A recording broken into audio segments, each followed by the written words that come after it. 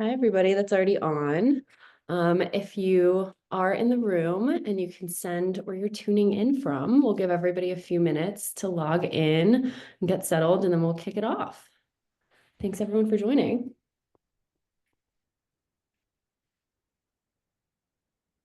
Whitney, I guess we should say where we're at just to start us off. We'll So, kick us off. So I'm in Denver right now. and I'm in the metro Atlanta area. It's freezing here, by the way. I am not okay with this. This is the South. It's supposed to be warm. It's actually pretty warm here, Colorado. I'll trade you anything. Oh, we've got some coming in. Here Okay. in How Portland, exciting. Seattle. Nice Pacific Northwest representation. San Diego. Oh, here we go. We got all the coasts covered. Toronto. Hey, Jesse. Shout out. Oh, Dillon, Colorado. Another Coloradan. So Hey, New fun. Jersey, Texas. Welcome, everybody. Yeah, thanks for joining us. This is exciting. Yes. Hey, Jen.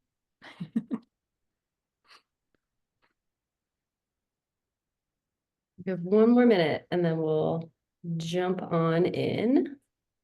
The excitement. We love it, Jen. Love a good all caps moment. Oh, Park hey. City. Nice It's to so see exciting you. to see so many people we know too. Yes. Well, thanks everyone for joining for our first best practice session. I'll go ahead and kick us off. So this is our very first best practice session. So thank you so much for joining. My name is Whitney, for those that don't know me, and I'm excited to guide us through today's session along with Anna. These best practice sessions, just to kind of give you guys a lay of the land and what to expect with these sessions moving forward. They will be held monthly by us on the client engagement team. So you'll see a few different faces month to month from our team and get to know all the other relationship managers on our team. And we'll cover a variety of topics to support your success using the Fitwel products and tools. So these sessions will be a little more interactive in nature and be a little bit demo focused like today's, or we might ask for some participation in the future. So feel free to send anything in the chat, any questions. We're happy to stop and answer if there's time. So feel free to contribute, as I mentioned along the way. We would love your input on future topics as well. So please take our follow-up survey after the session, just so we can make sure that these sessions serve you all as our users. So today we will be covering the updated V3 resources in response to the revisions that were released in December, where to find them and how to maximize their impact. We'll also be reviewing the newly released, as of Monday, 2 days ago, product selection wizard, why and how we developed it, and an overview of how to use it on the platform. So we'll be demoing that one live. And we'll try to keep these sessions to about 30 to 35 minutes of content review and demos, and then open it up for questions and any announcements or updates that we have from the team. So let's start with some brief introductions. For those that don't know, myself and Anna. So I'm the Director of Client Engagement. I've been working with Fitwel for a little over 4 years and currently oversee the Help Center, Customer Success Team, Champion Programs, and the Relationship Management Team. And Anna, thank you for joining us and myself today. So I'll hand it over to you to give a brief introduction as well. Sounds good. Thanks, Whitney. And thanks for everyone that's joined us today. This is really exciting. As mentioned, I'm Anna. I'm a senior relationship manager on the client engagement team. I've been working with Fitwel for a little over 3 years now. And currently I primarily work with our champion providers, but I've worked on everything Whitney's worked on as well, the help center, the customer success team, our champion programs. So yeah, doing all about the same stuff. So I'm really excited about today. We're excited to show you guys what we have. So I guess, yeah, with that, Whitney, we can just jump right in. Okay, let's do it. So we'll kick it off with the V3 revisions, and I kind of want to back up a little bit and start with some context before we dive into the resources themselves, just in case anybody is unfamiliar with the process we've gone through, the timeline, and then what to expect in the future. So after a pilot phase that started over a year ago at this point, we launched our latest version V3 in June of 2024, and we opened that up in what we call a comment period. So we then began collecting very valuable user feedback during all of you and our other users during that time. So our standard and research team worked hand in hand with client-facing teams, other Fitwel users, and advisors to review any and all feedback that came in, whether it was via forms, via monthly calls with managed accounts, via our inboxes, a bunch of different methods and channels.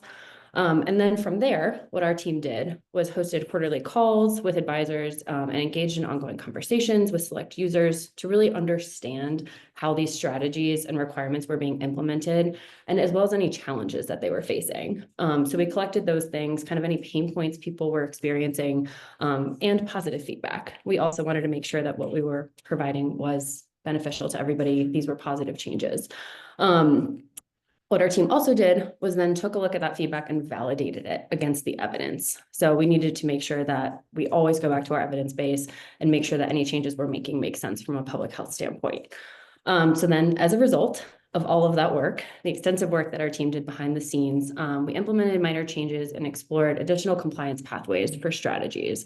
And that was realized in a bunch of different ways, which we'll cover when we review the change logs. So this brings us to what we're reviewing today, the V3 revisions that were released in December in response to all of this client feedback and the work that our team did, like I mentioned, behind the scenes to ensure that our products were meeting your needs as the user. So the purpose of these updates that we made between June and December that were just released this past December and are now live on the platform were to improve accuracy, expand accessibility, and really strengthen the alignment with industry best practices, as well as the alignment with our version 2.1 standard. And that is to maximize recertification efficiencies. So kind of going into how these revisions will benefit you all as the users and the project teams, they will save time and effort. So the scorecards are clearer, there's streamlined documentation. And if you've explored the platform since V3 was released, you'll see there are inputs, and there's different ways to do calculations. There's checkboxes now to make sure that you know exactly when to upload documentation. And there's also additional flexible compliance pathways. So there's additional options now available, which is a new term that has come with version 3. So instead of just being the assertions, yes, no, AC, and NA, there's now options available. So giving you additional pathways to reach credit for a strategy.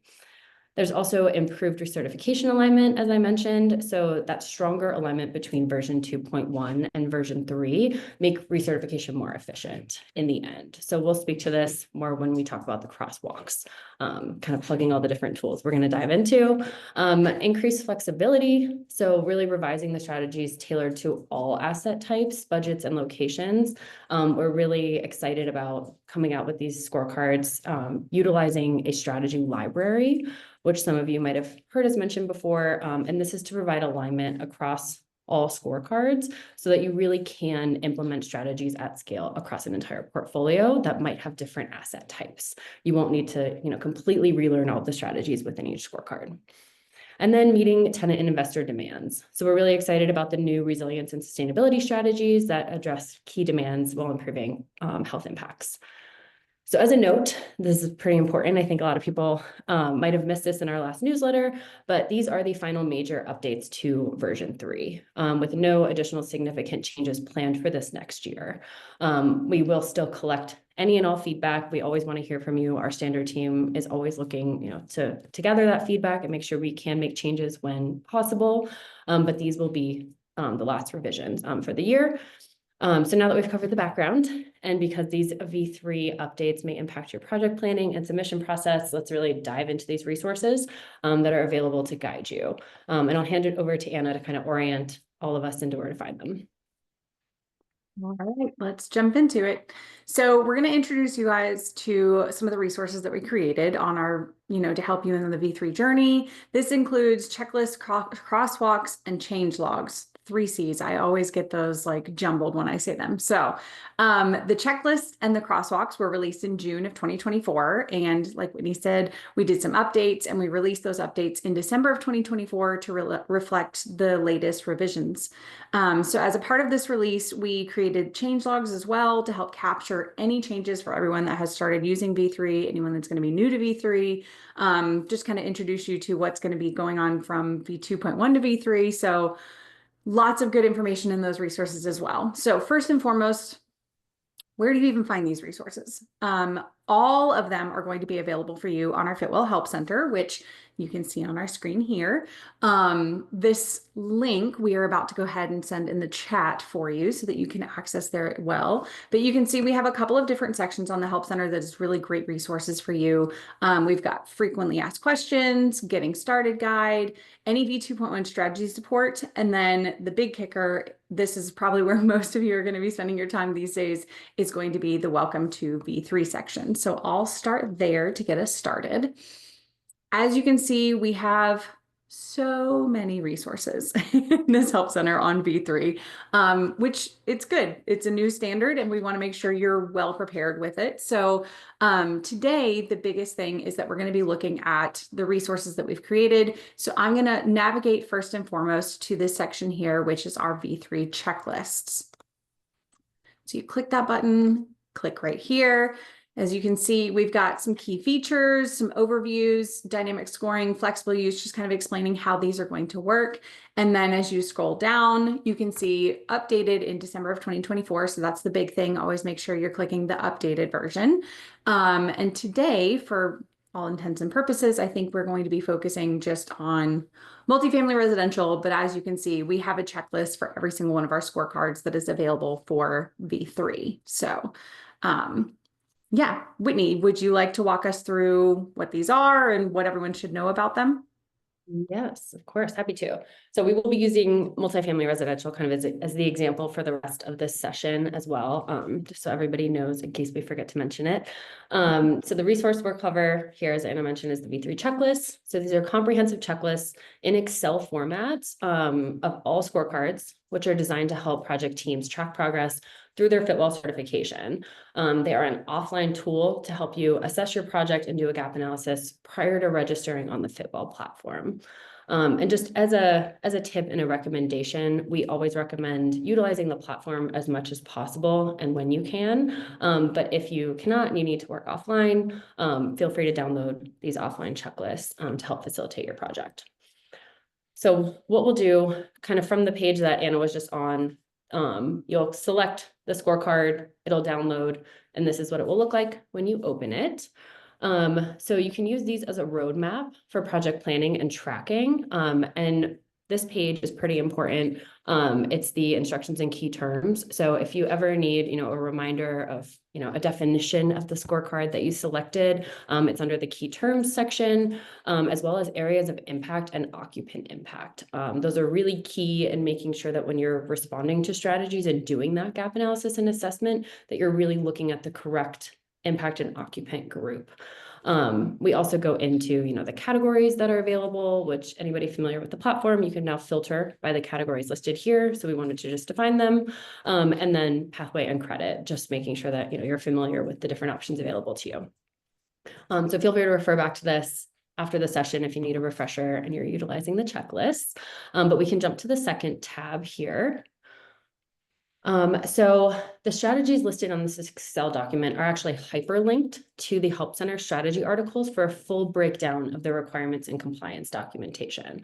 So anybody familiar with our previous resources, the requirements and compliance documentation used to all live on the Excel document. Now they are hyperlinked, and that is, to minimize mistakes from just a standard update, so that we can make sure that the content is all updated live and it's, one source for you. So it will link back to the Help Center, as Anna was just demonstrating on the screen. If you click Walkability 50, it'll jump back here to the Help Center to Walkability 50, and you can see the rationale, you can see the requirements, and then if you scroll all the way down, you can see the full compliance documentation.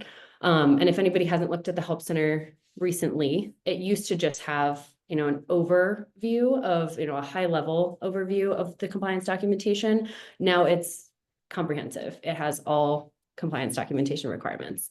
And then as a note here, we are updating all of the strategy requirements by this Friday. So if you see anything, hasn't been updated, or it has a header at the top saying, updates coming, those will all be resolved on Friday. Just something to look forward to.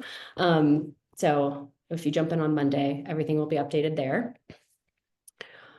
So once you've reviewed the Help Center with all the requirements and compliance documentation, you'll simply input the option number in the yes or maybe column using that spreadsheet, just to kind of give everybody an overview of how to use it to actually assess your project.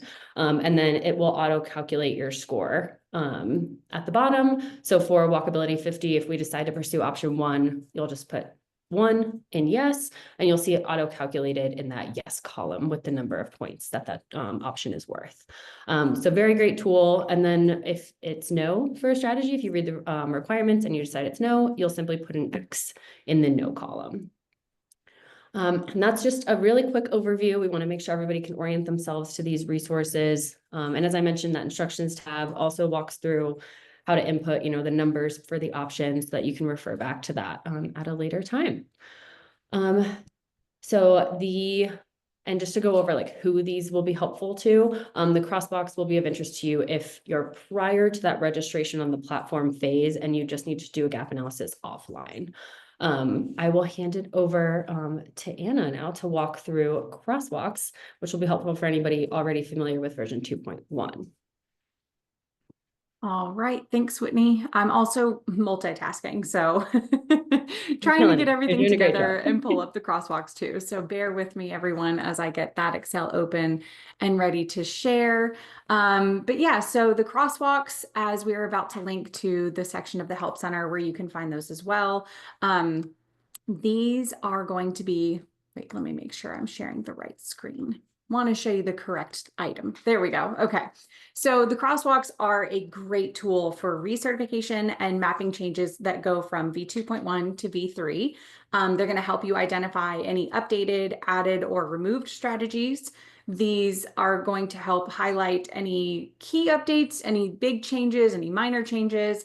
And then also we're going to include streamlined strategies and expand on the compliance pathways. They're designed to help save you time, to simplify your life, simplify the certification process, and enhance applicability across the board. So who's mainly going to be using these? Probably those of you who are familiar with the V2.1 scorecards and want to figure out what the alignment is going from V2.1 to V3, as well as anyone who's looking to recertify a project that's going from V2.1 to the V3 standard. So how you're going to use the crosswalk, I think we just shared the link in the chat. You're going to find it in the Help Center. And then what you'll do is you'll click on the one that you want to use. Again, we have them available for all of our scorecards. For, simplicity purposes, we're just going to be sharing the multifamily residential one today. But then you'll click on that link. This is the Excel that will open up when you're ready to utilize it. So again, instructions tab here, very simple. It's kind of explaining what this is, about the tool, how to use the tool. We've got comparison criteria, we've got adoption updates and streamlined transitions, as well as some key terms, areas of impact and occupant impact, all the things that you'll need to know when you're working on your specific scorecard. So once you kind of get a lay of the land, read this tab here, then you're going to click into this next tab. And this is where it's going to break down the full crosswalk from V2.1 to V3. So just at first glance, you'll notice that all of the V2.1 strategy names and numbers are going to be here on the left-hand side of the screen. They're kind of grayed out for a reason. So it shows that that is the older version of the standard that we are transitioning from. So when you look through, you'll see, oh, I'm familiar with publicly accessible uses, or hey, where is indoor air quality testing? You can scroll through and find it on the V2.1 page, and then look to the right here and you'll see what's changed exactly for V3 during the V3 revisions. So indoor air quality testing, first thing you might notice is that V3, there's been a name change. So now it is indoor air quality assessment. If there has been any update or changes, it'll be notified in this column here, so we can see that there was a minor update. And then this column here exactly explains what was updated. So we updated the assessment protocol. So there's also these little important notices in bright blue. So hopefully they catch your attention, letting you know, hey, this has actually moved. So it used to be in section 6. Now you can find it in section 11 on the V3 scorecard. So hopefully that makes sense. It's easy to navigate. It's just find the strategy you're used to, scroll across to the V3 area and see what's going on with it. Like this one, for example, you can see, oh, it's been merged. So now you can find it under this exact same section. So still in section 4, but it is now under main building entrance. So, it should be pretty streamlined and easy to understand, easy to read. If you ever have any questions, obviously let us know. And then as you can see over here, a little sneak peek at what's coming soon, we are going to be adding recertification efficiencies as well at some point in the near future. So keep that in mind. The current version does not have recertification efficiencies. When we do add those, the new version will have that readily available to use as well. So a very important feature that I just want to point out is that recertification guidance. It's coming soon. I know that a lot of you probably have projects that are going from V2.1 to V3 soon. So these will be updated with that valuable guidance in the next couple of weeks. So we're going to show you some great insight as to how you can efficiently recertify your project. We're pretty excited about these. I know that this is something that you guys have been asking for a while, so we're happy to announce that it's coming soon. And then that's actually going to be the focus of our best practices session in February. So be on the lookout for that because it's going to have a lot of great information on recertification. So we'll be sending out more information on that soon. And then as I stop sharing this resource, the last V3 resource that we're going to be featuring today is our newest edition in response to the changes that resulted from our comment period. So this is going to be our change logs. And Whitney, I will let you take over from here on that one. I'll actually live answer your question, Sophie. In the next 2 weeks, we will have those updated checklists available on the Help Center. We'll send like an e-blast out about it just so everybody knows that it's happening. And then that's why we're doing that as our next focus of the best practice session. So myself and actually Virginia, for anybody that knows Virginia on the client engagement team, we will be hosting the next session at the end of February. It'll be February 26th. We'll mention that again at the end of the webinar. We will be covering those recertification efficiencies. For anybody that missed the notice that they were available, we'll really walk through exactly how to use that guide. Okay, and now for the last resource for the V3 revisions.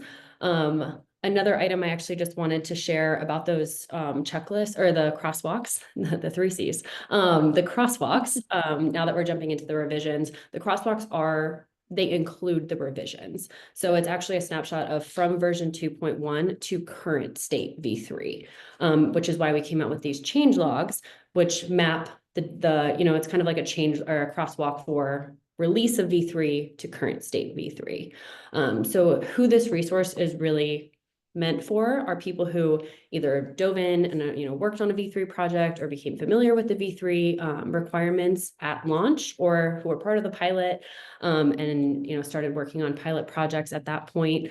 You can take a look at this document and really see exactly what changed from launch to right now and what was released in December. So anybody who's brand new to V3, we recommend just jumping into the checklists and taking a look at what current state looks like. So the changelogs detail all updates, as I mentioned, introduced in V3 since the June release, including expansions, clarifications, merged strategies, removed strategies, and expanded applicability. So as you can see here, they're all color coordinated. Those are the different types of changes that you'll see and updates to the standard and all scorecards across V3.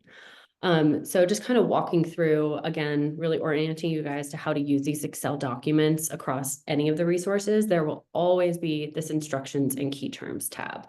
I know personally, sometimes when I download things like this, I just skip and try to start working.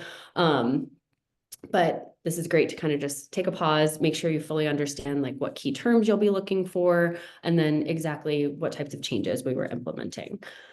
So this resource is, as I mentioned, beneficial to those who have V3 projects in the works or have already begun exploring the V3 scorecards. Really, anybody who hasn't, I recommend just jumping straight into the checklist so that you don't, get confused or move backwards. And really, this wraps up our V3 review.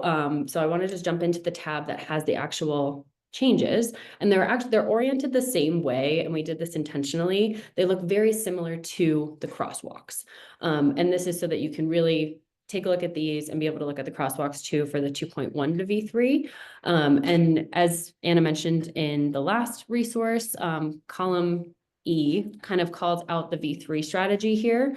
So you can look at the V3 strategy. They're both V3, but the V3 current strategy, and then see what changed in column F. So similar to the crosswalks, this is where we note exactly, if there was a merge. So as you can see on, line 17, there was a merge. So the strategy merged with walking trail, and it's a brand new strategy now. So it's the merge of bicycle lane and walking trail, and now we call it active routes. So that's one example there, and you can always, if you just want to go through and see, okay, what was merged, you can go through and look for that, green color. If you want to know what strategies were removed, you can just go through and look for removals, which is really helpful and a really easy way to just orient yourself if you had already done a gap analysis and you want to jump back in and just see, where you might need to adjust things for yourself or your project team. So really wanted to cover that high level, make sure that you guys, anybody who was familiar with V3 knows where to find that resource.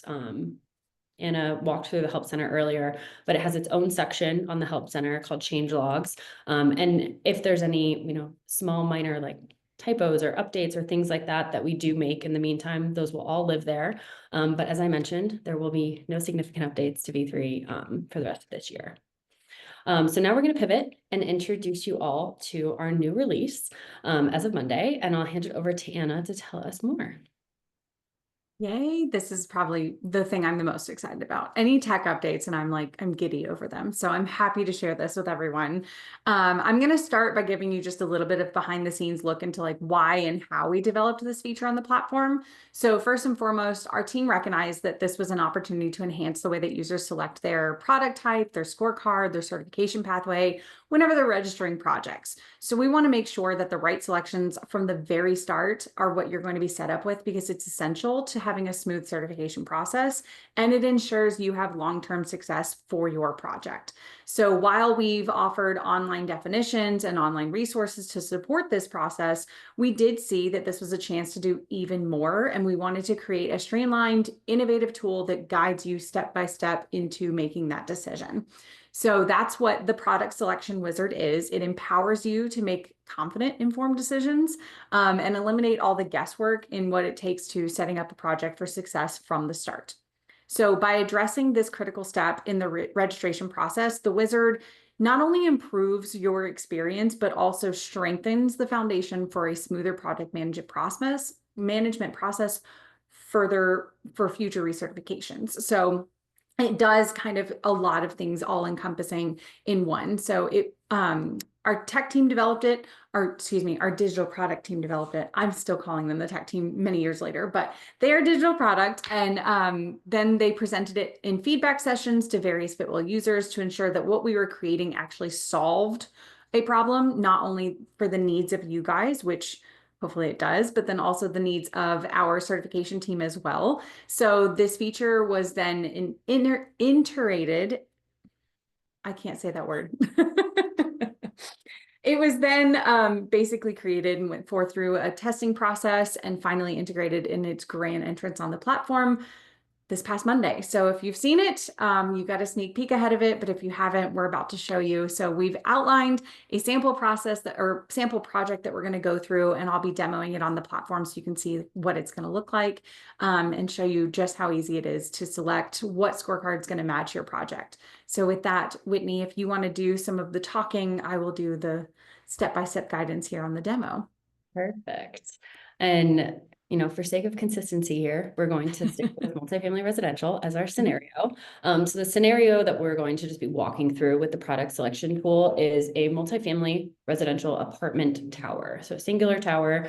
that is an apartment, and the tower is fully constructed and occupied. So just some quick items actually to cover before we jump in. Is that you need to, in order to access the product selection, I just want to, in case you guys think you'll just hop on the platform and see this, you'll first need to register your project on the platform. So for those unfamiliar with what that looks like, when you navigate to your account, your user dashboard on the platform, you'll get to projects in a few different ways, but you can either jump into a portfolio and select add projects, or you can go directly to the projects tab. There's a portfolios and projects tab. You can jump directly to projects and do add project there as well.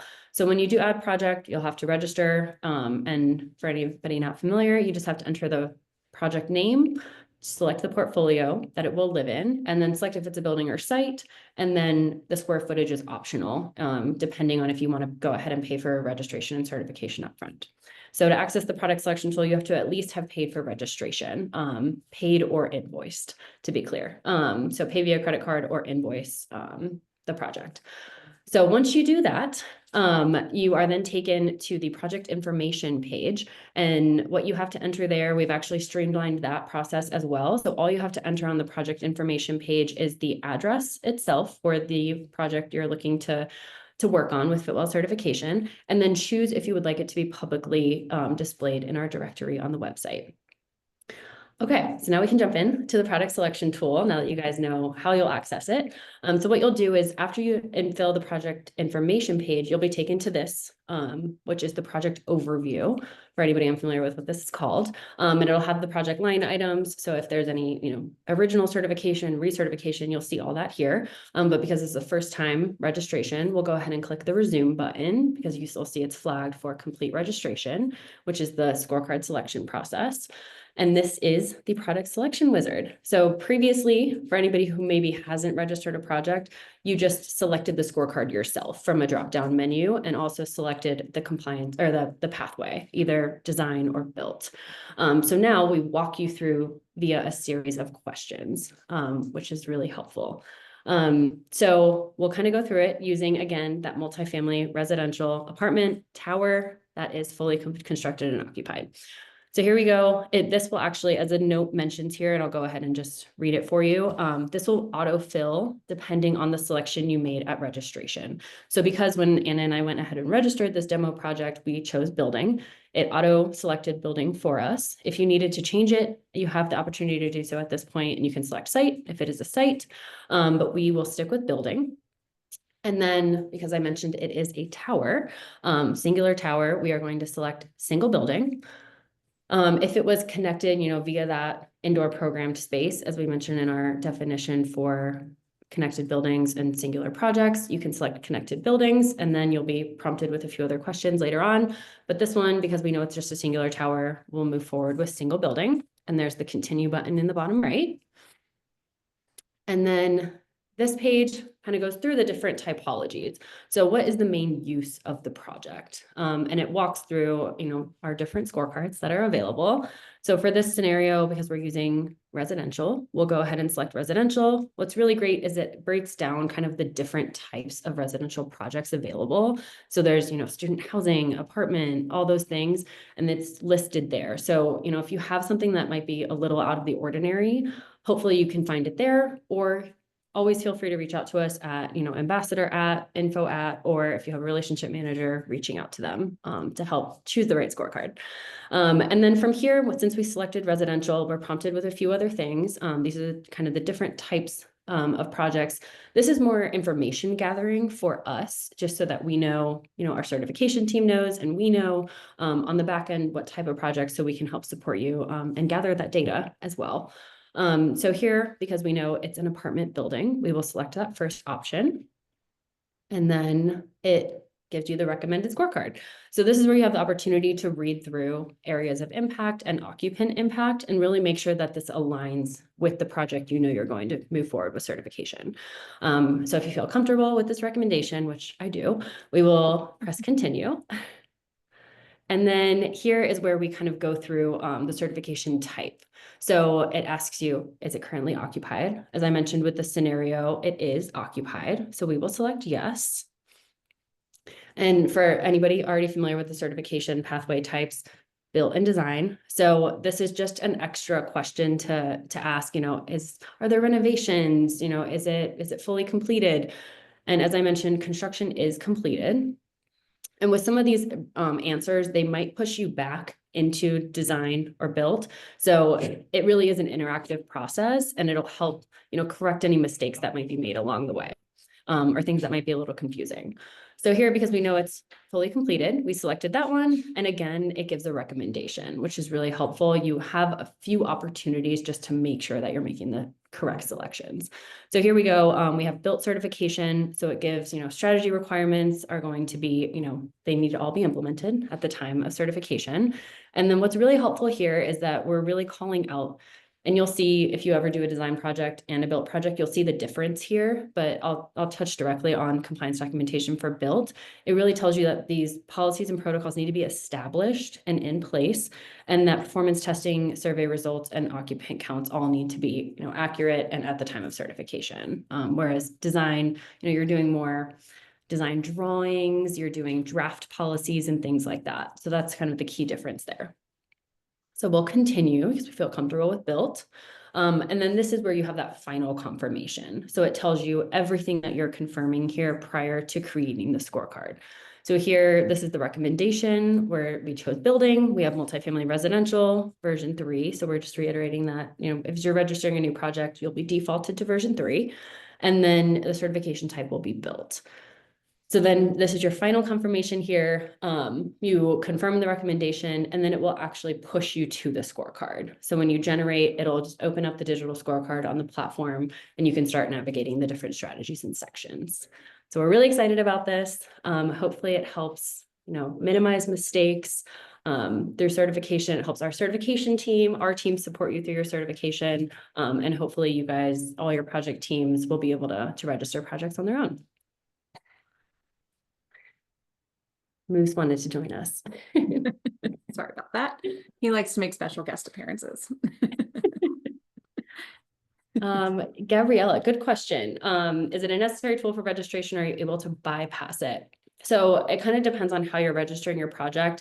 Sometimes we will register projects on behalf of users, but this tool is meant to walk you through the registration process. So you will have to go through it if you're self-registering your project on the platform. It will push you to that questionnaire. We made it, very streamlined. So as you saw, it really is like 4 questions that you answer based on your project type, and then it'll generate your scorecard. So anybody familiar with our products and scorecards and, pathways, you can easily, select the options because you're familiar with them, and it'll generate your scorecard automatically. And then quickly, just because this is an easy one to answer too, the wizard is not part of the recertification process because you already selected your scorecard. You'll be able to just begin recertification using the same scorecard. Okay. And then we'll reshare the checklists and change logs and crosswalks. Crosswalks. as well. In case you missed the links at the top. So we'll reshare those for anybody that needs them. And then just to kind of, I know we're getting close to time, so apologies we didn't leave a lot of time for additional Q&A, but I did want to cover some important announcements and updates to close us out. So this session, as you guys probably got the notification at the beginning, it is recorded. We will be hosting all of these on our Help Center. So in the follow-up email, you will see the link to where they're housed on the Help Center. You can refer back to them. You can share them with your project teams. So every month they will be hosted on our Help Center in case you want to refer back or miss one. We'll send the link to the session in our follow-up. All links that we shared today will also be in that follow-up email and are on the Help Center, which is where we shared them from. And then if you have any further questions on any of those resources, as I mentioned, there's a few ways to reach out to us and collaborate that will also be in the follow-up email. We'll give you the different channels to work with us, reach out to us, and provide feedback as well. So really look out for that email. It'll have a lot of great information in it. But some upcoming events and announcements. We have an intro to Fitwel session. If you have, anybody new on your team that might not be familiar with Fitwel, or if you're a provider and want to share it with a client, our colleague Matt Rouse, who is the Director of Business Development, he will be hosting those also on a monthly basis. And the first one will be on February 12th at 12 p.m. Eastern time. So we'll also include the link to register. I think Anna might be sharing it soon. And then it'll also be in that follow-up email in case you didn't get our newsletter, sharing that will be the first intro to Fitwel session we'll be doing on a monthly basis. And then as we plugged earlier, the recertification guidance will be available in the next few weeks, and we'll be hosting the next best practice session covering that resource and also, some tips for recertification using version 3. Our best practice session in February will cover those. And then we also, as I mentioned earlier at the very beginning, we want to know from you what topics you're interested in and make sure that we're covering things that are, important to you. You might, have questions on. And I just want to make sure that, we're giving these as much value as possible. So please fill out the survey and make sure that you give us any ideas for future best practice sessions. And then an exciting piece of information is we're releasing a V3 project discount code for all of you. And the code is Fitwel BP10. So use that on any Fitwel version 3 projects that you're pursuing. And that code is good through March 15th. And that'll be in our follow-up email. We'll put the date that it's valid until and what that code is. In case you don't have time to grab it now, we will follow up with it.